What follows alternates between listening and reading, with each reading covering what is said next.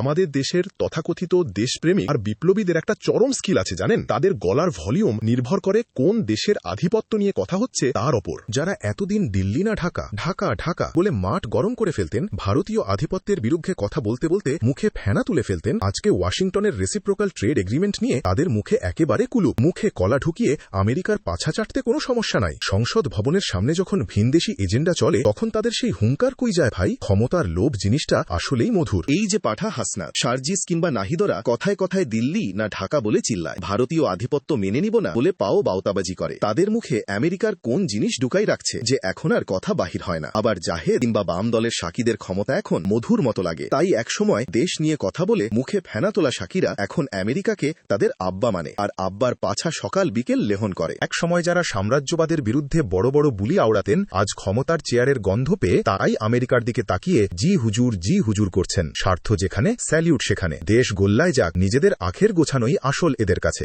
জনগণ কিন্তু বোকা না, আপনাদের এই সিলেক্টিভ দেশপ্রেম আর ক্ষমতার চামচামি খুব ভালো করেই বোঝে।